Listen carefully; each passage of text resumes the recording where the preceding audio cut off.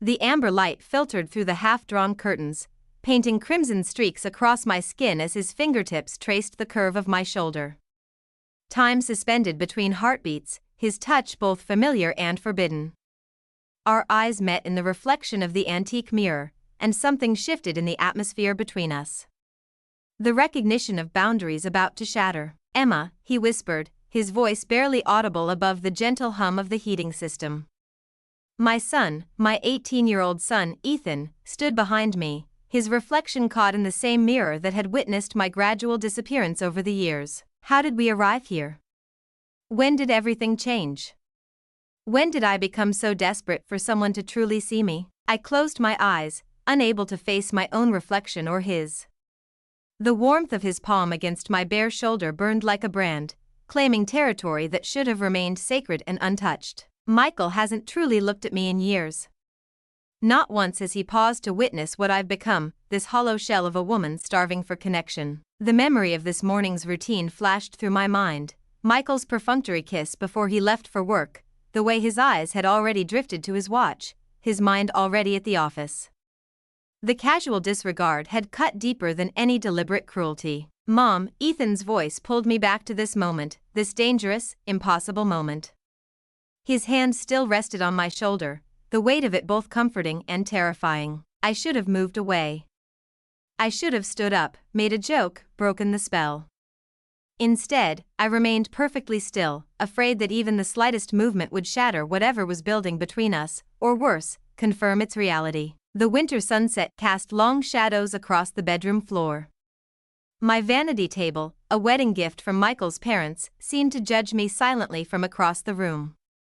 The delicate silver-framed photographs of our family vacation from years ago caught the dying light, making the smiling faces appear almost sinister. When Ethan's fingertips traced a line from my shoulder to the nape of my neck, the shiver that ran through me had nothing to do with the December chill seeping through the old windows. My silk robe, another gift from a husband who no longer saw me, slipped slightly, exposing the curve where neck meets shoulder. "Your skin catches the light," he murmured, his voice deeper than I remembered, no longer a boy's. "Like you're made of amber." I watched his reflection as he spoke, transfixed by the intensity in his eyes, Michael's eyes, but without the veil of indifference that had become my husband's signature expression. "This is wrong. This is impossible. I should stop this now before we cross a line we can never uncross." Yet I remained motionless, suspended in the crimson glow of fading daylight, my body responding to his touch in ways that made shame coil in my stomach alongside something far more dangerous. "I've noticed," he continued, his thumb now tracing small circles at the base of my neck, "how you've changed." "Changed?" My voice sounded foreign to my own ears, breathy, uncertain. "You move differently when he's not around. Like you're finally allowed to exhale."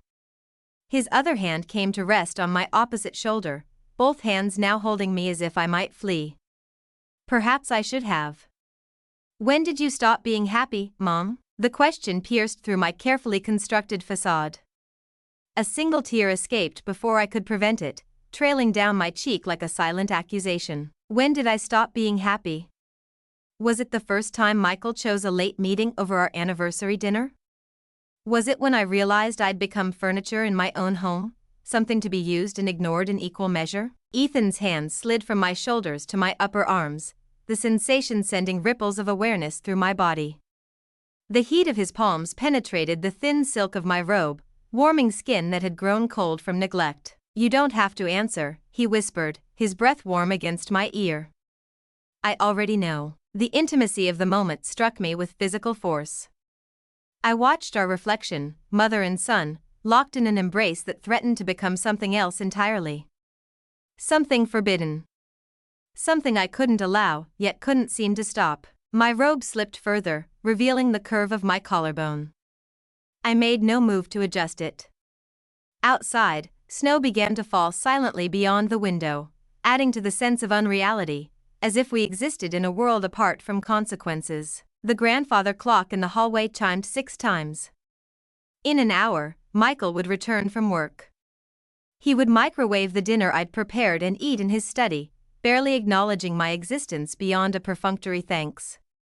He would fall asleep watching financial news, and I would lie awake beside him, counting the hours until morning. Ethan's fingertips traced the edge of my robe, hovering just above my skin without touching it directly. The anticipation of contact was almost more intimate than touch itself. "I can go," he said, but his hands didn't move.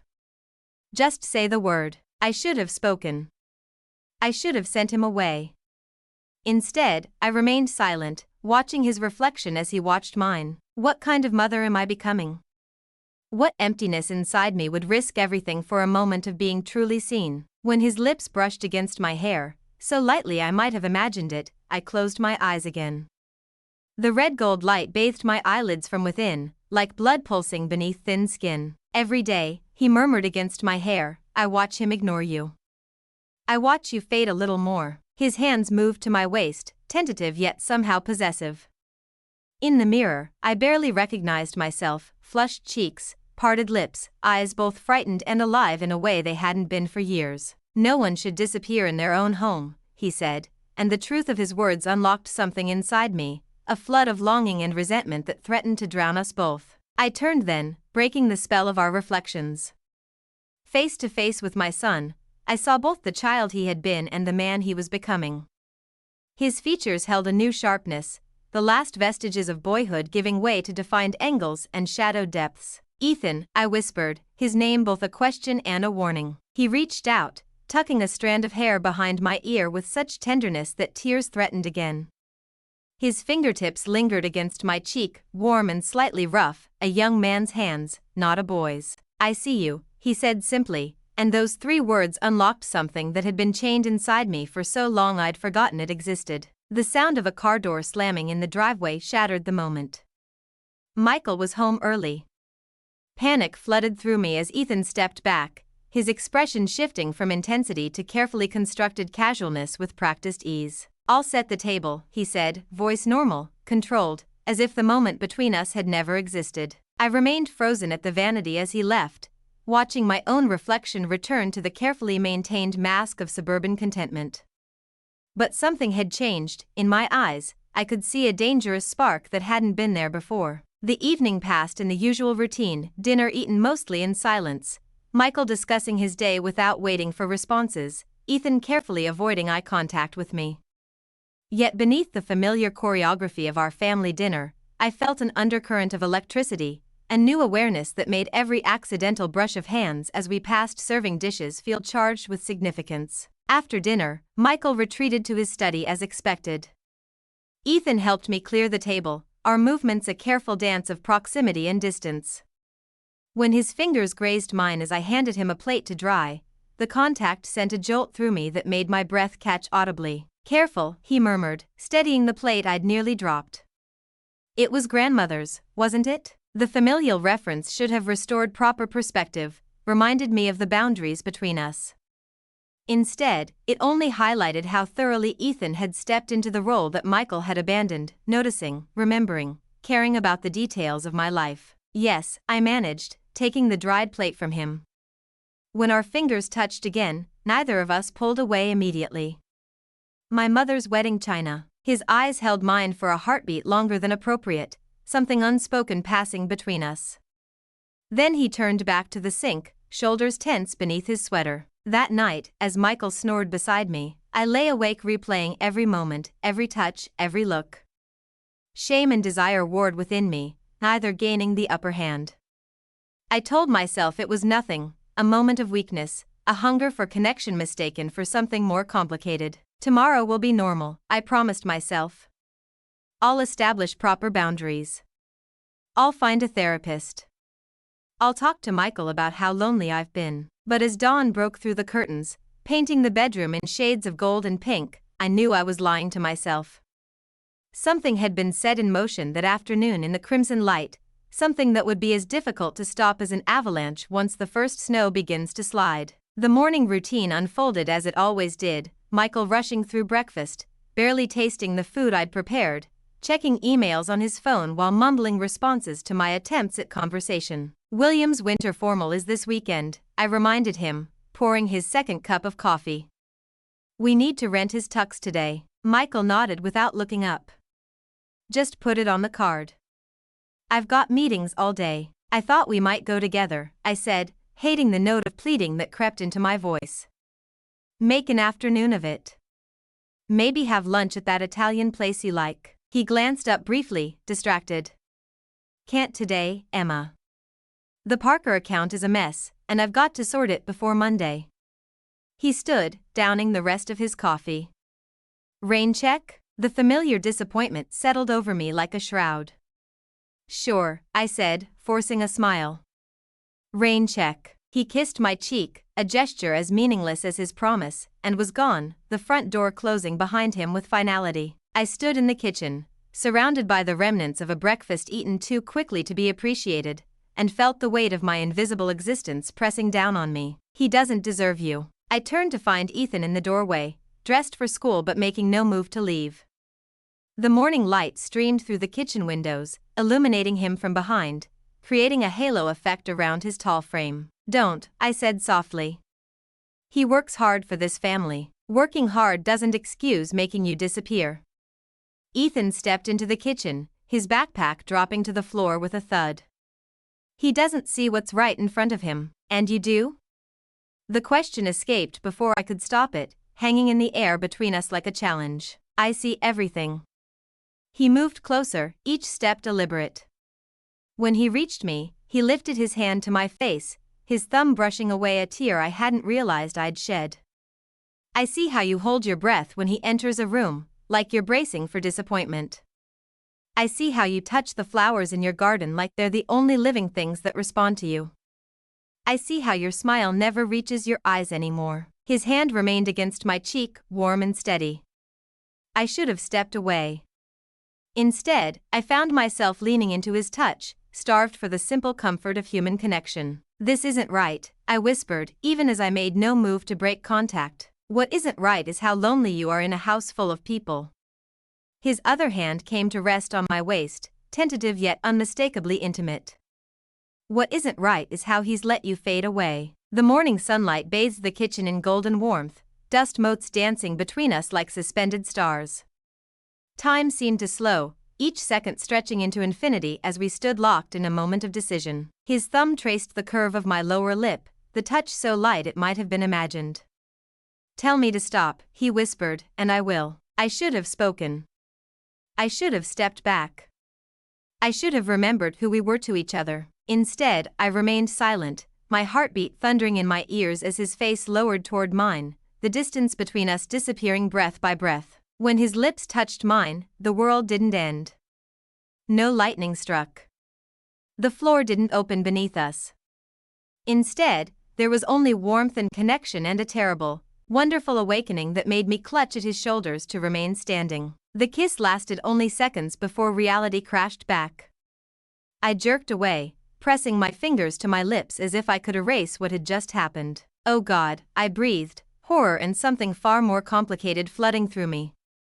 Ethan, we can't? Mom, The sound of the front door opening froze us both in place. Michael's voice called from the entryway. Emma? Forgot my presentation folder. Is it on my desk? Panic surged through me as Ethan and I separated completely, putting appropriate distance between us. My hands trembled as I picked up a dish towel, desperate for something, anything, to appear normal. I'll check, I called back, my voice remarkably steady considering the chaos inside me. Michael appeared in the kitchen doorway, distracted and hurried as always. Never mind, found it in the car. His eyes flickered to Ethan. Shouldn't you be at school already? Just leaving, Ethan replied, his voice convincingly casual as he retrieved his backpack from the floor. See you tonight. I couldn't look at him as he left, couldn't trust what my expression might reveal. Michael was already turning away, focused once more on his phone. I'll be late tonight, he said, heading toward the door. Don't wait up. And then he was gone again, leaving me alone with the echo of what had just happened and the terrifying knowledge that some line had been crossed that could never be uncrossed. I sank into a kitchen chair, my legs suddenly unable to support me. The warmth of Ethan's lips lingered on mine like a brand, a physical reminder of my failure as a mother, as a wife, as a woman with any moral compass at all. What have I done? What am I becoming? The questions echoed in my mind as the morning light continued to stream through the windows, indifferent to the boundaries that had been shattered in its golden glow. Outside, the world continued as if nothing had changed. Inside, everything had shifted irrevocably, leaving me balanced on the edge of a precipice with no clear path back to safety. And worst of all, most terrifying of all, was the realization that beneath my shock and shame burned a spark of something I hadn't felt in years. Desire, yes, but more than that. Aliveness. The sensation of being fully present in my own skin, fully seen by another human being. As I sat in the silent kitchen, the weight of what had happened pressing down on me, I knew with terrible certainty that this was only the beginning. Whatever had awakened between Ethan and me wouldn't simply disappear with daylight or distance or my desperate attempts to pretend it had never happened. The line had been crossed. And part of me, the part one could barely acknowledge even to myself, wasn't sure I wanted to go back. The grandfather clock in the hallway chimed 9 times, marking the hour and reminding me that time continued to flow forward, carrying us all toward consequences we couldn't yet imagine. Outside, snow began to fall again, silent and beautiful, covering everything in a blanket of deceptive purity. I pressed my fingers once more to my lips, feeling the ghost of a forbidden touch, and wondered how something so wrong could have felt, for one brief moment, like coming home after years of wandering lost. What happens now? I thought, watching the snow fall outside my kitchen window. What happens to us now? The question hung in the air, unanswered and perhaps unanswerable, as the snow continued to fall and the house around me held its secrets in silence.